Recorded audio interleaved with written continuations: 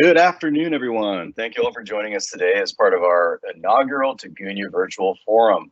We do greatly appreciate everyone who has joined us for this presentation, and we hope the information shared is beneficial to you and your team after you leave here today.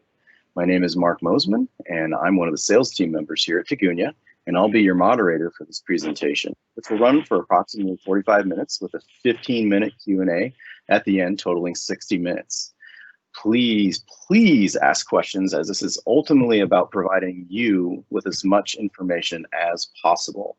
All questions can be asked in the Q&A box off to the right there, which we will then review and answer at the end of the session if the topic wasn't already covered.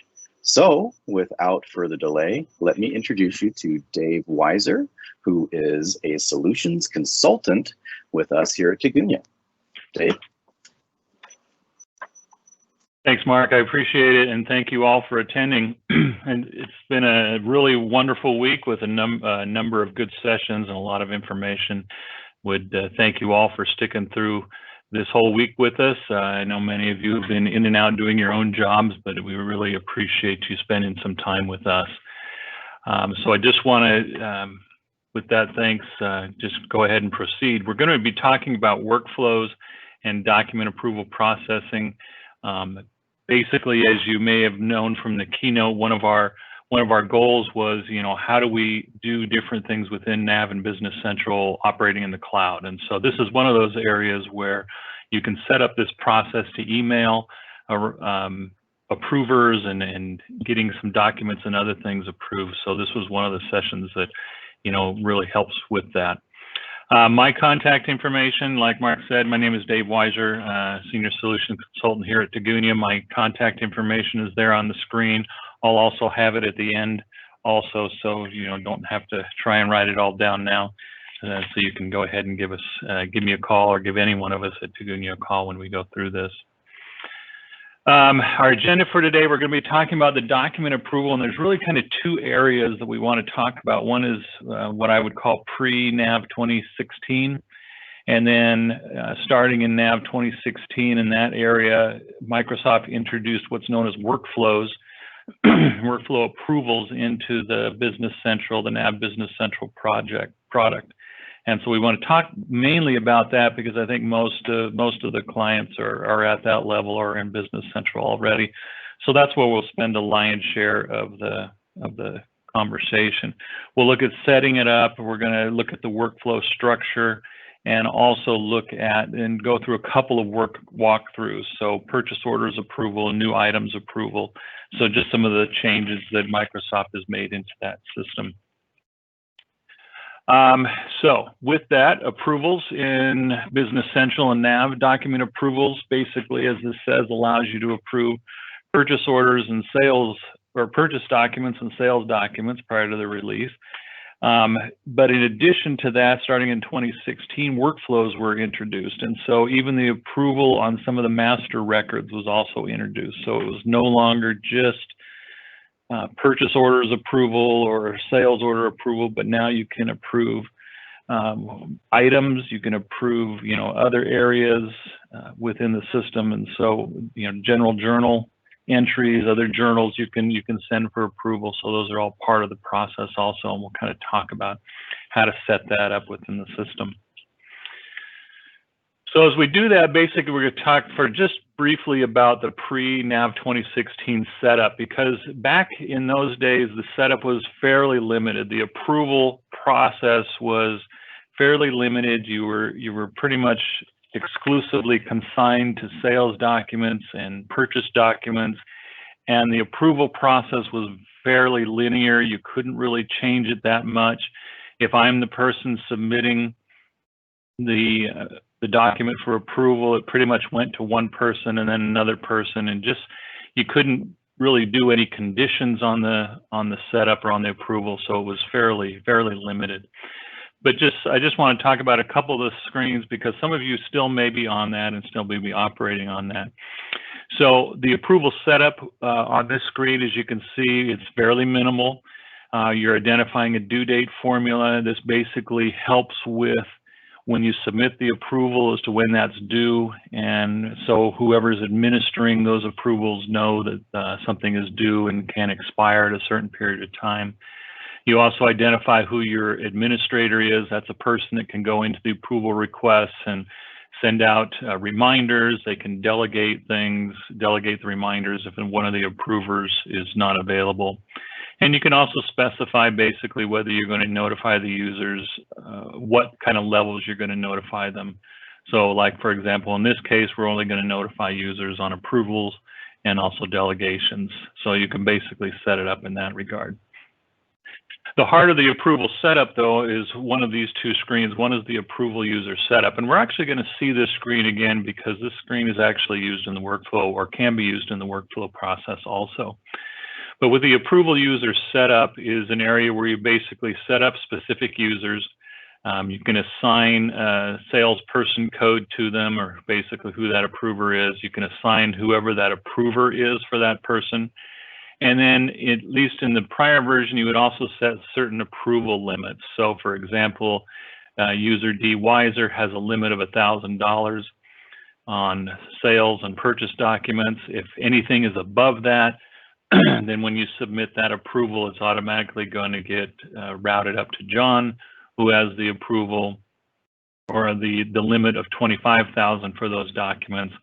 If the document exceeds that amount, then Dave, at least this Dave, has the ultimate unlimited sales or purchase approval. So that's really how this process was set up initially with kind of the prior versions.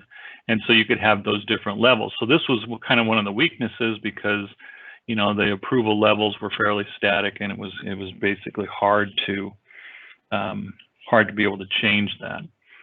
The other part of this then was the approval templates, is basically where you would set up the specific documents, so whether it's purchase orders, sales invoices, and basically tell the system how you want to approve it. Do you want to approve based on who the approver is? So if we go back to this screen, who this approver is, or do you want it to basically go to the salesperson or the purchaser as the approval person? What kind of document it is that you're dealing with, and then also what the approval limits are. Do you want to have limits at all? Maybe you just don't want to have any limits, or do you want to use the approver limits or credit limits that are involved in that document or associated with the customer? And then once you identify those, then you would click enabled over here to actually enable that process. So once it was enabled, so for example, on the purchase order, you couldn't release the purchase order as long as this was enabled if the approval process didn't go through. And so instead of clicking on approval or release at the menu, you would have to click submit approval, and it would have to go through that process in order for the sales order or the purchase order to be released. So that's really the limitations of the prior approval process.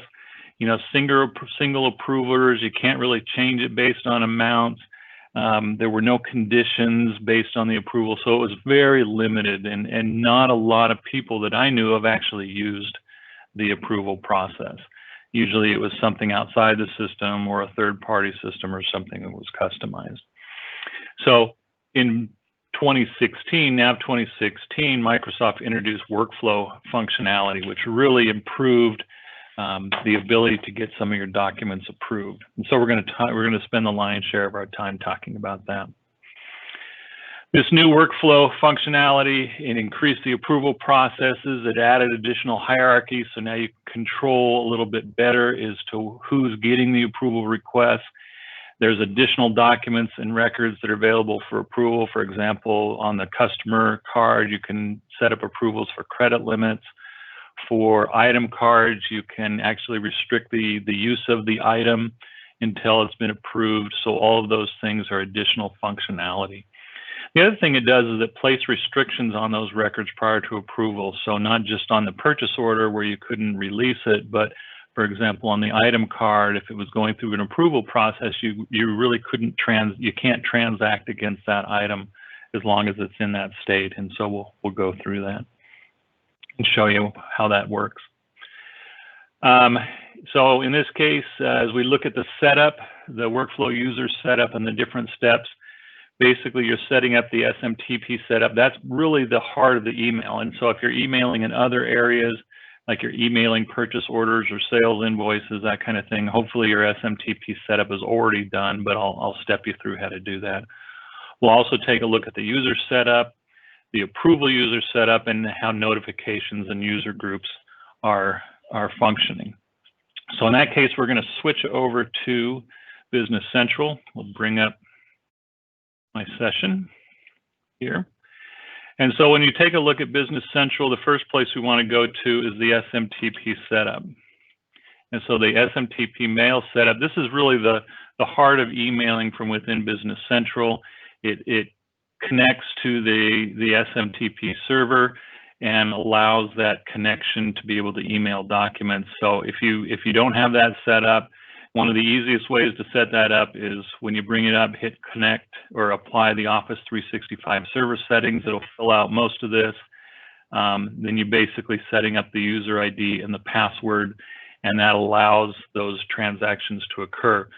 Once you've got that set up, it's very easy to click on Test Email Setup, and you can go ahead and click on an email that you want to send to and hit OK. If everything works right, you'll get a message that says something like this: the test email has been sent, and to check your email for that message to make sure it's been received properly. I do have my inbox sitting over here. We'll see if it comes in fairly quickly, but it will send a test email to my inbox. I'll kind of show that to you here in a minute when that finally comes up. So that's the first step, is the SMTP setup. So we'll go ahead and close that. And you can see I just got a message. So here's the message that it sent. Basically SMTP setup, and it just gives the port and the other information, just verifying that was set up. All right, the next step is the user setup. You want to make sure that you do have users that are set up, because one of the areas where this will come into place is with the email address. So I have 3 users that are set up. Tigunia/DWeiser, this is the one I'm currently logged in as. I also have 2 other users on my local machine that I can use. I have all the emails set up as my work email just for this demo, so all of the emails will come to one box, because I don't have email boxes set up for the other 2, but I'll show you how that differentiation shows up here in a minute. So once those are set up with the appropriate emails, the next place we want to go to is the approval user setup. So approval user setup, as I mentioned earlier, this is a similar screen that we were looking at prior when we were looking at the pre-2016 version. So it's basically set up the same way, and you can set up approval limits and approvers, salesperson code, the emails can be changed here, but generally you wouldn't change them, you keep them the same. And we'll show, because the system will actually allow you to use this setup as an option for your approval if you want to, in that respect. So we're going to look at how those are set up within the system.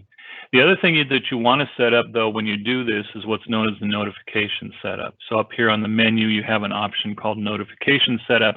What this does is identify for each of the users in the system how they're going to be notified and how often they're going to be notified. So with DWeiser set up, I'll go ahead and click on the notification. So what this is basically saying is that for any new records or approvals, I'm going to get an email notification, and it's going to send it instantly.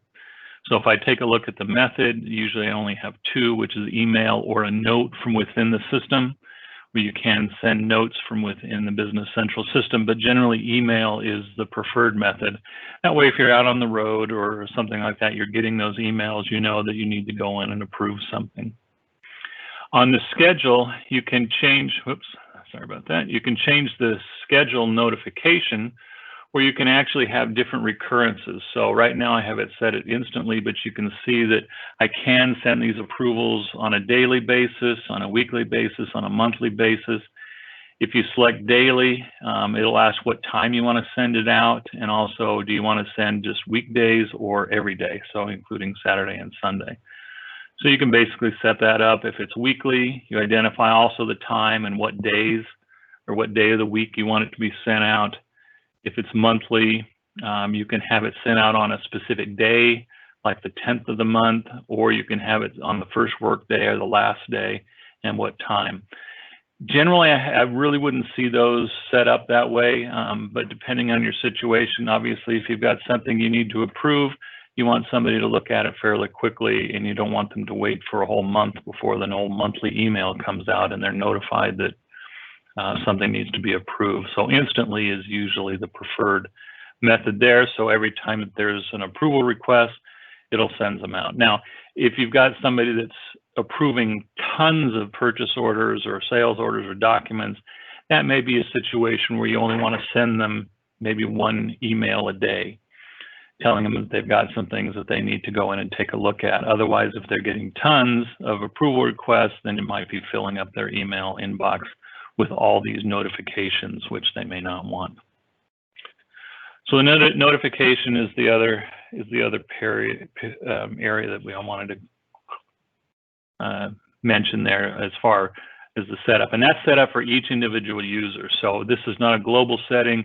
You would need to go to each additional user and set up the notification for each one, just because they may have different requirements. Hey, Dave. Yes, sir.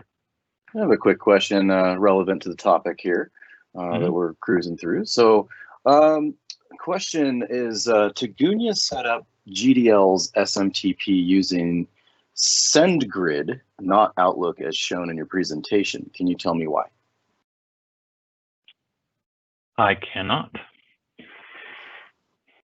That's a good question. If you want to maybe put that in the Q&A, then we'll find out the answer on that one. Oh, for sure. Okay, great. Yeah, I'm not sure exactly why that's set up that way, but I will definitely find out. All right. Okay. Thank you. Okay, so one of the other areas as far as the setup that I wanted to show was basically the workflow user groups, because like I mentioned before, there's a couple of different ways that you can set up the approvals. Using that approval user setup is one way, but you can also use what's known as workflow groups. And so we're going to, we'll search for workflow user groups. And within that, you can set up multiple user groups. And these are basically going to control who and at what level approvals are going to be made. And then these user groups are assigned to specific workflows that we'll take a look at in a few minutes. So for example, if I open up the item one, you can see I've got the specific names, who's in that group, and also the sequence of their approvers. So D. Weiser is going to go first, and then its approvals go to John, and then an approval to Dave, so that you can identify sequences. If you need certain people to always sign off on it, you could also, if you look at the PO approval, I've got a similar setup, but D. Weiser and John are at the same sequence level, so they're going to get that first crack at making sure it's approval before it goes to Dave. So you can have it hierarchical, or you can have it fairly flat where a group of people need to sign off on it before it gets approved.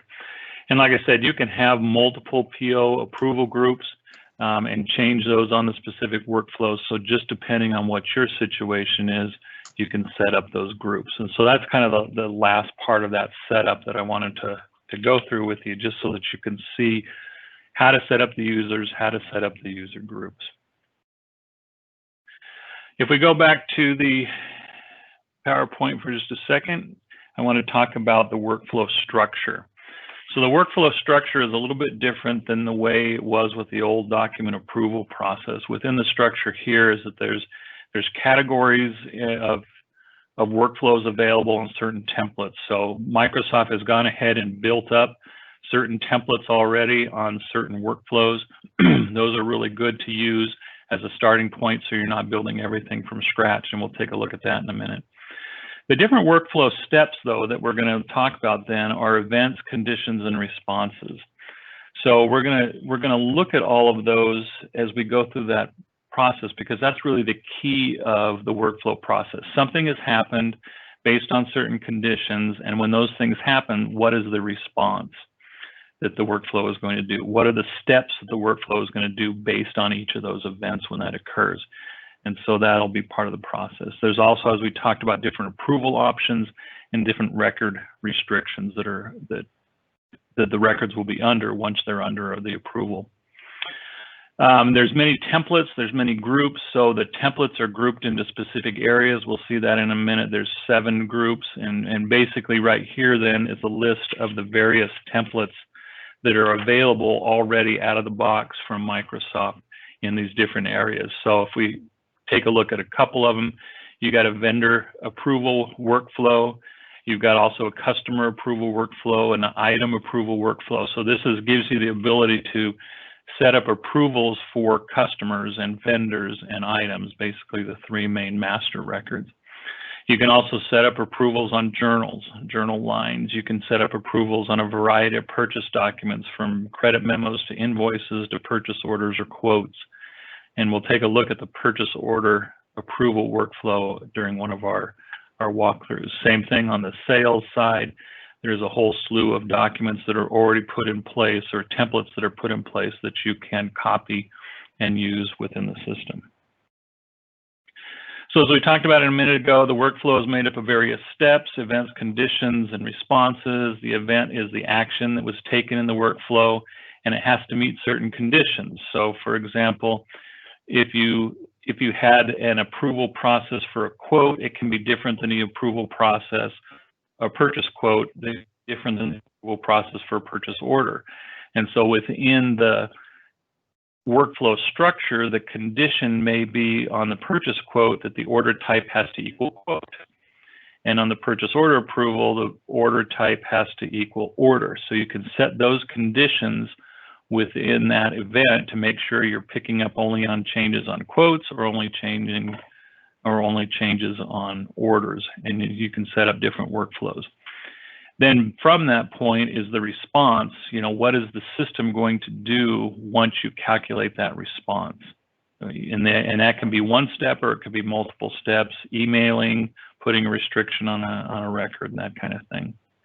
And those will be filled out as we go through. There's also hierarchy and response combinations. We're getting into areas now where it kind of steps away from what you can normally do as a user and what you may need to have a developer do, because you can create additional templates, you can create additional events and additional responses than what's been pre-built into the system. But that's going to require some development work, because there's a couple of code units that are driving the whole process, and it would require somebody to go in and add additional code to the system to be able to get additional events and additional responses. But it's certainly available, but it will take a little bit of time to do that. So as we go back over here to Business Central, one of the things that I wanted to show was some of the events, and just give you an idea as to the events that were available. So if we take a look at the event hierarchy, one of the things that you'll see here is all these different events that are occurring within the system. And you'll see those when we look at the templates, but what this page allows you to do is basically set up what are the next steps that you can do. So, if an item record is changed, what can you do after that? Or what are the different things that you can do? So these are all the events that are going to be part of the workflows. The approval of the item is requested, or an approval of a sales document is requested.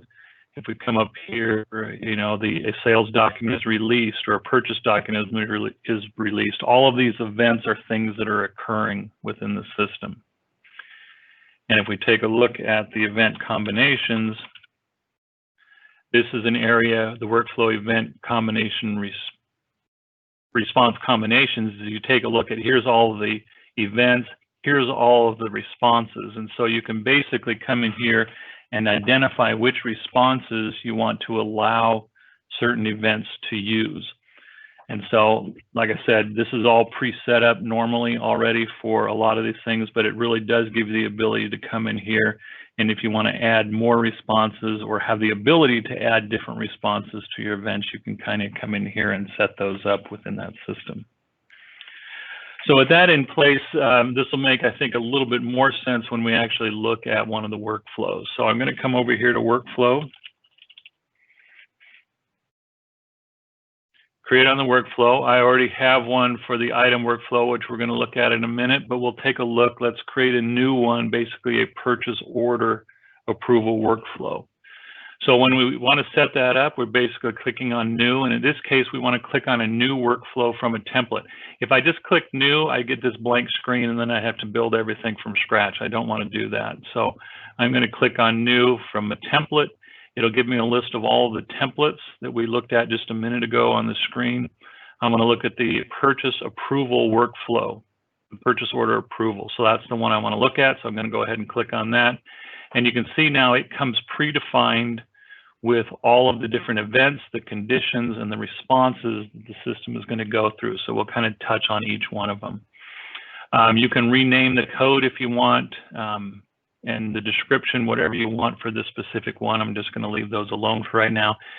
This one is not enabled right now. So in order to work with it, it has to be in a disabled standpoint. So if you wanted to make changes to one that was already in process, you would need to enable it or disable it, make whatever changes, and then re-enable it. Similar to, in manufacturing the BOMs and the routings, you need to move them under development before you can certify them.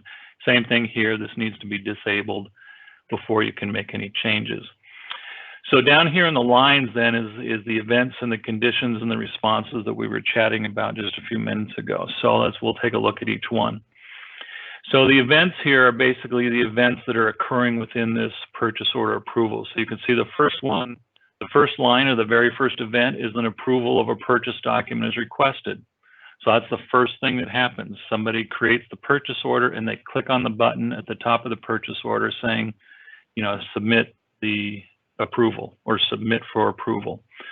When that happens, there are certain things that are going to occur. So for example, we've talked about the conditions. One, this is a purchase order, so I want to make sure the purchase order is set to order. And in this case, we've also got the status is set to open. So those kind of conditions have to be met before this event is satisfied, which will then kick off these responses.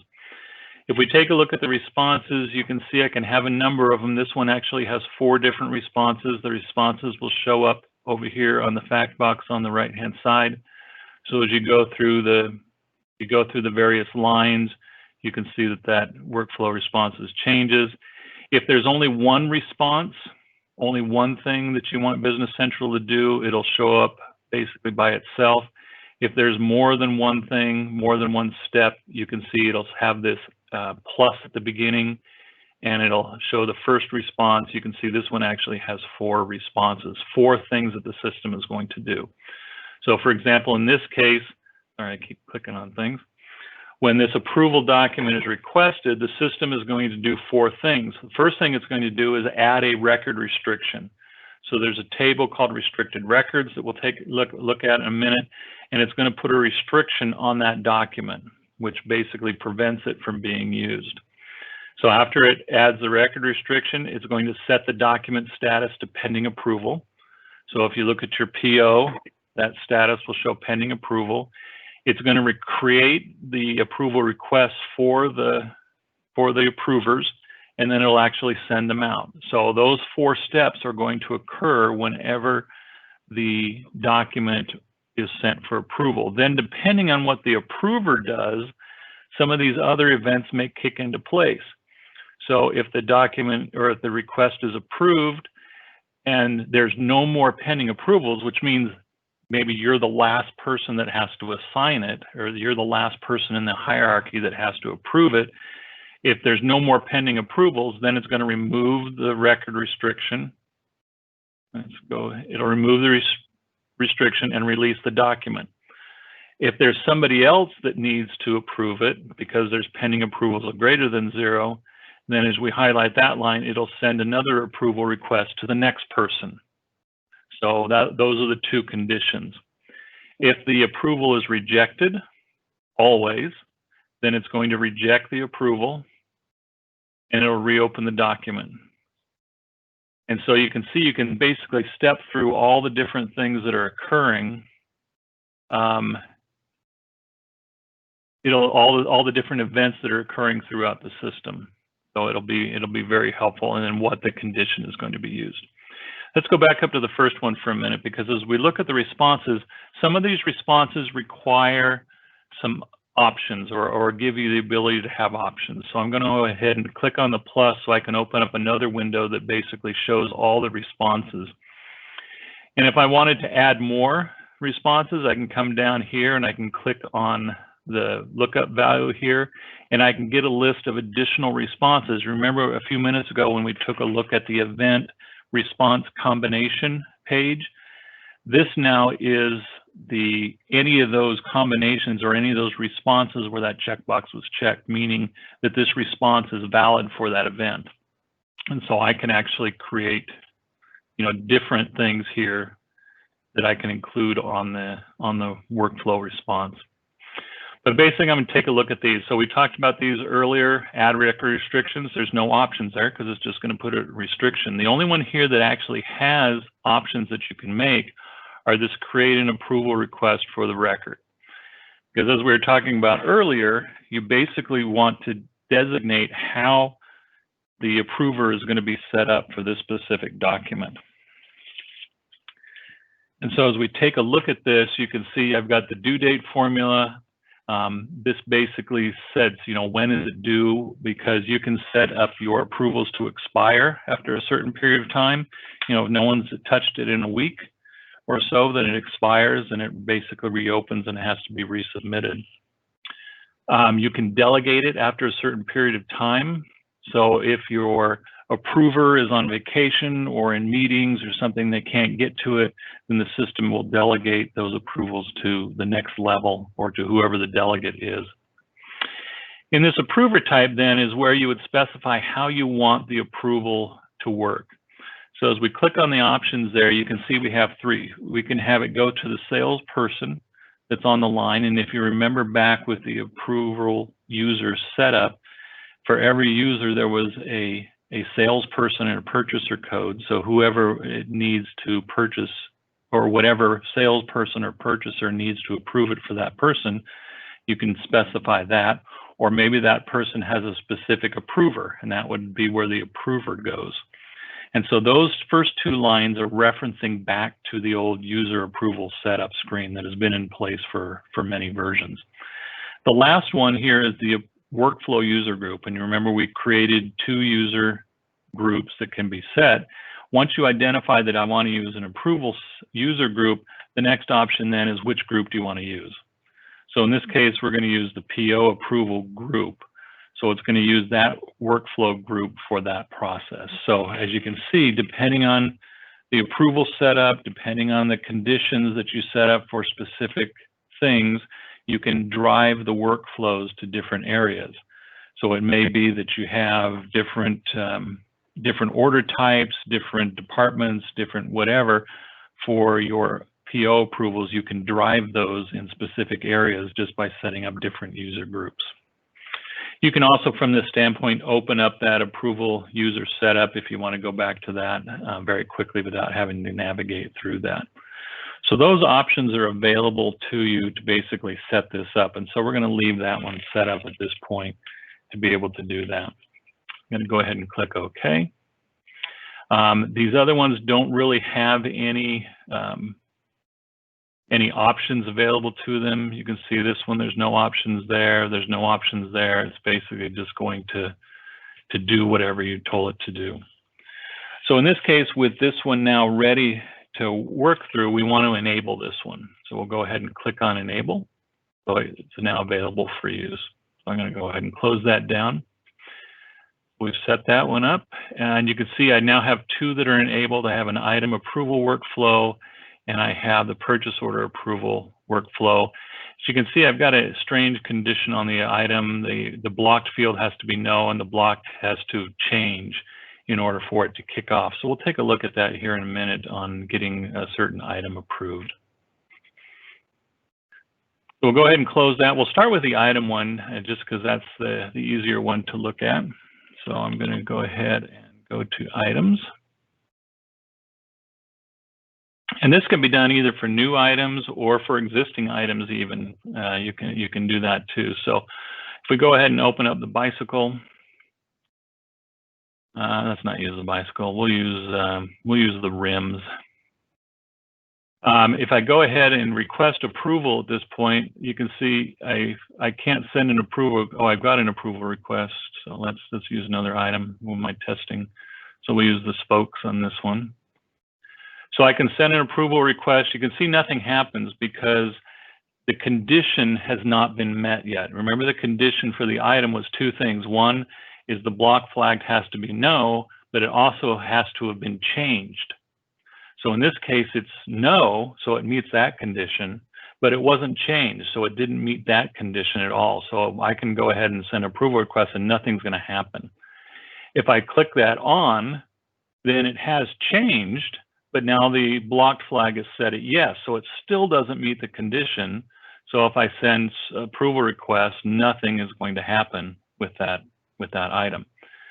If I click it off again, now the condition is it's no, so it meets that condition, and it was just changed, so it actually meets both of the conditions. So now when I hit request approval and then send an approval request, I'll get notification that an approval request has been sent. So depending on what you want to do, you can work with those conditions and change them from time to time or set them up. Set them up as you want. You know, those things are going to occur. And so you can test them a little bit. So that approval request has been sent. While I'm waiting for my email, I will show you a couple of things. One, we're going to go over to the restricted records field. There's a new table called restricted records. If I go to that one, you'll see I've now got a couple of records that are being restricted. One is the 1110 item that we were looking at before. I was testing with that yesterday. But then also the 1120 item, which is the record we just blocked, or basically just restricted. And so it's telling you that this item is restricted, and it was restricted by the item APW-01 workflow.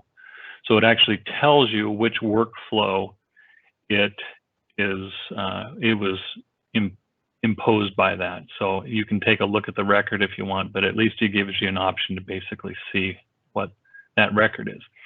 So now if I try and do something with that item, I really won't be able to do anything. So let's go to an item journal. And we'll just try and do an adjustment. So I can do, maybe just a positive adjustment on that item. And we'll just do 100 as a positive adjustment. And if when I go and try and post that, do I want to post it? Yep. I'll get an error message saying I can't use item 1110 because it's currently restricted.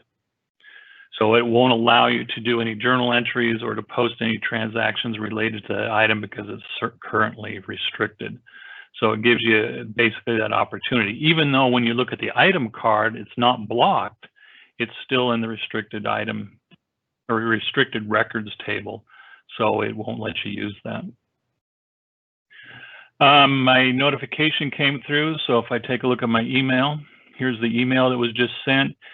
This was actually sent to John Smith because, as you recall, I'm logged in right now as D. Weiser. So my approver is John Smith, and so it actually sent the email to John Smith, even though it's using my email. As you remember, I use the same email for all of them.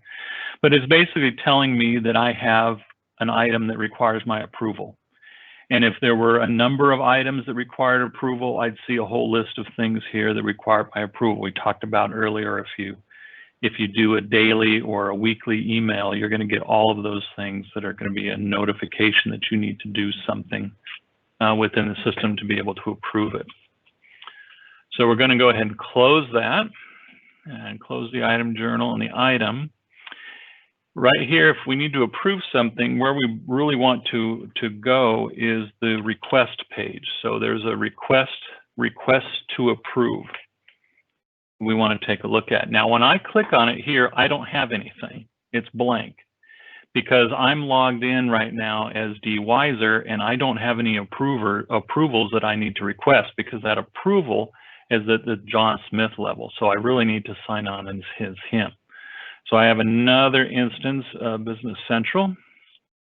That's this one. It didn't really change But what you'll see is when it logs in here, we're logging in as John Smith, so it's recognizing that I'm here. Now, you can set up on your queues, on your workbook, or your role center here, you can set up different things. This one says, for example, I've got requests to approve.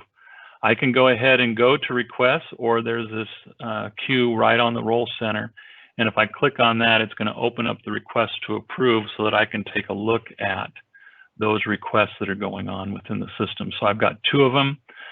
From here, I can take a look at that, and I can actually open the record. So I can open that sales card if I want to take a look at it. If there was any, links or notes on it, I can take a look at the notes, whatever I want to do before I decide what I want to do with it. At this point, I have options. I can approve it, I can reject it, or I can delegate that approval to somebody else.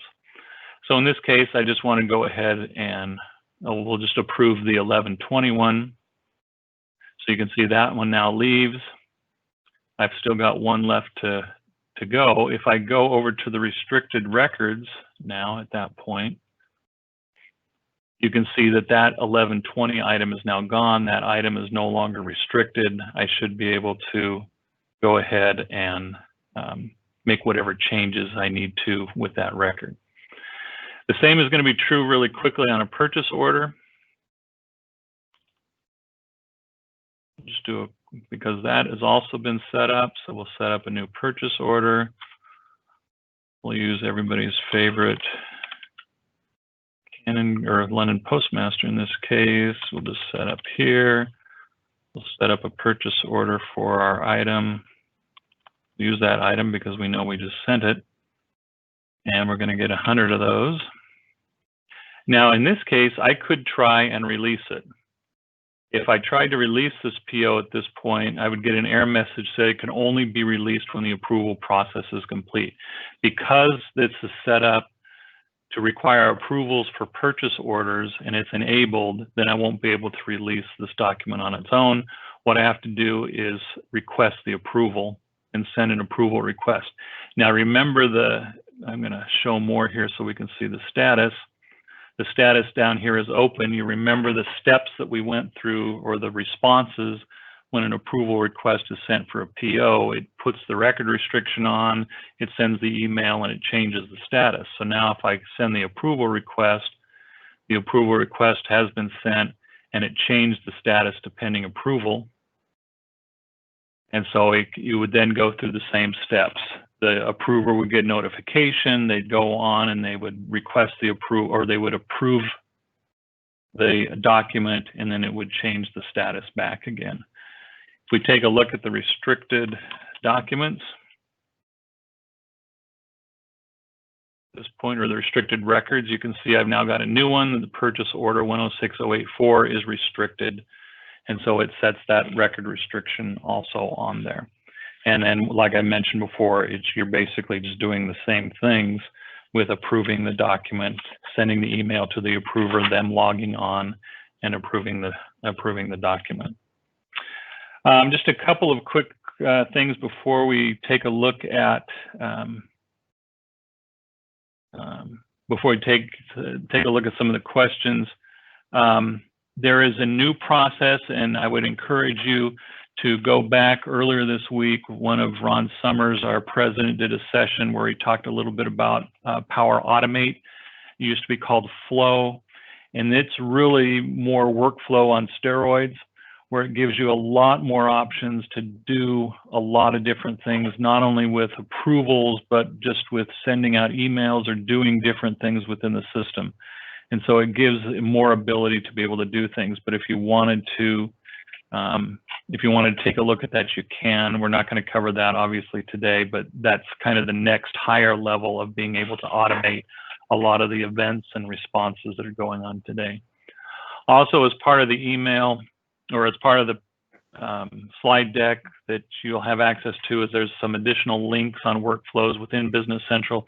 You can certainly search for them and look for them within the Google searches or whatever, but there's a lot of documents that Microsoft has online about the workflow process about the walkthroughs that you can do in helping getting it all set up for that process.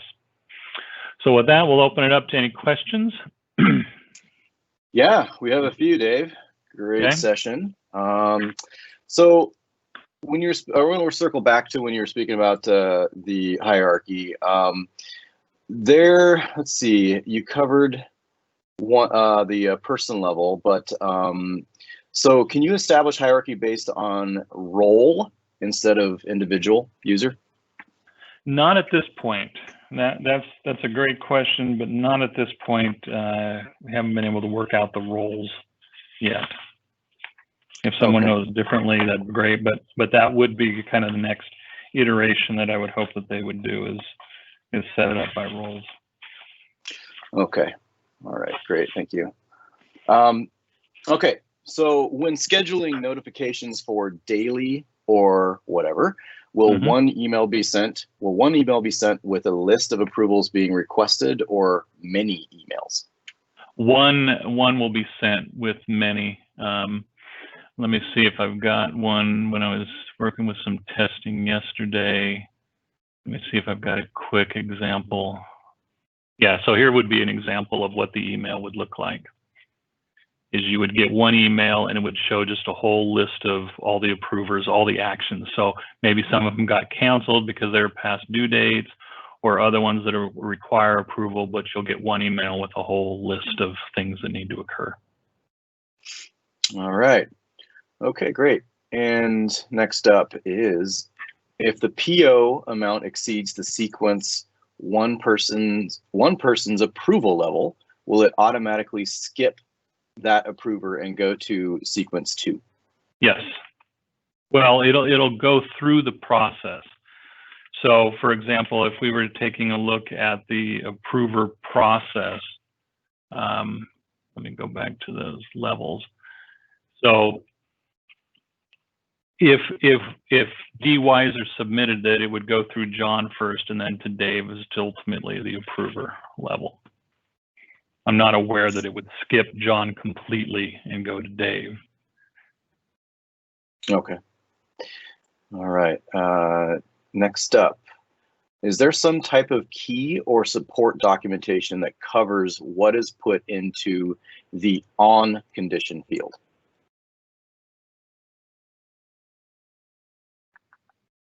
Are we talking about, I guess, let me go back to the workflow.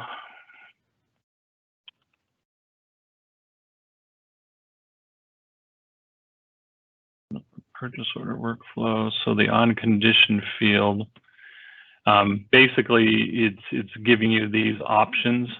And so these are looking at, for example, there's a purchase order. So it's looking at basically all the fields from the purchase header or the purchase line, and it gives you the option to basically set the conditions.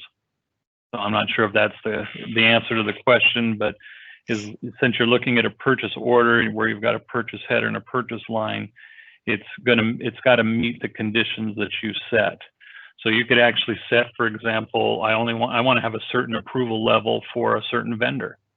I want all vendors to have one workflow, but this particular vendor, I want to have a separate workflow, or only dollar amounts.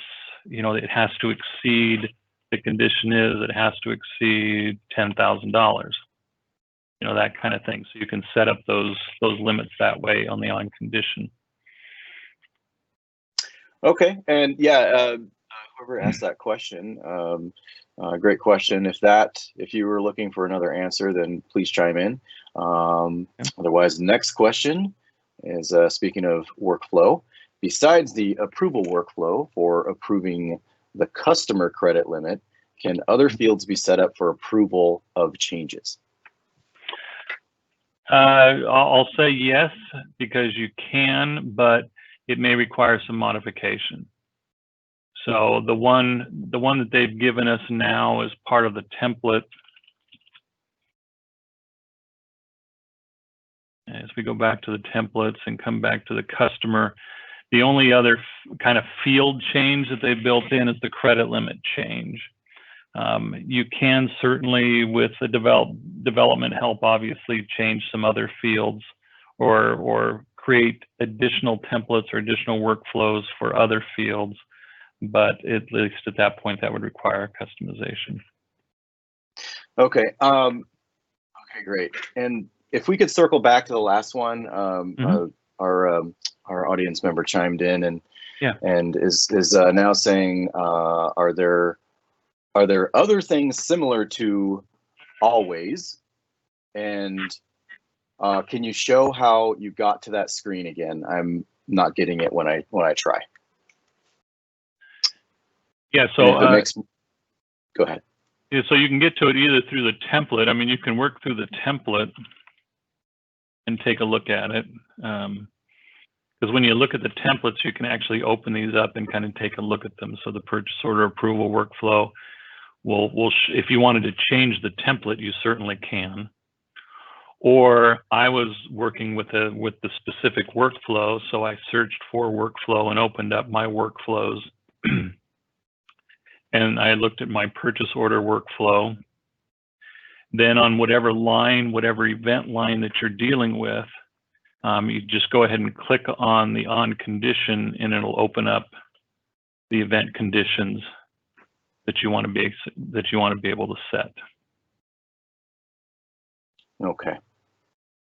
All right. And once again, folks, this session will be available to you in a week or two. So if there's some things that might be a little bit too quick, then you can definitely circle back and take a look at the process of of how Dave is getting there. So, and of course we can, of course, answer questions outside of this session too.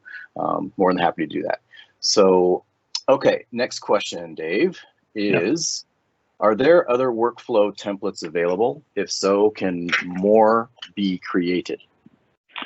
More can be created. Basically, what's available now is what we were taking a look at as the workflow templates.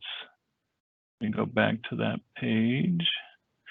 So these are the templates that come out of the box with Business Central, and they can be modified, depending on the conditions or adding events. You can add more, but that's also another area where it's going to require some modification or some development. Okay. All right. Great question. And can I edit or add custom events and responses? Yes, you can change the combination. So if you have certain responses you want to add to different events, you can certainly do that through the event response combination. But once again, if you want to add additional events or add additional responses, there's some coding behind the scenes that would need to be put in place to do that. Because you're basically, you got to tell the system what you want it to do and what it means when it says create an approval response. So there's code behind that response. And so those would need to be created also. But yeah, you certainly can, but there's going to be some time and expense available with doing that. Okay. All right. Looks like we have a couple more questions, unless we happen to get another one in the meantime. If someone's workflow isn't working, what's the most common reason, and what do people forget to set up correctly most of the time? So I take a look at a couple of areas. One, obviously make sure it's enabled. Also take a look at the on conditions for basically the triggering event. You recall when we were working through the item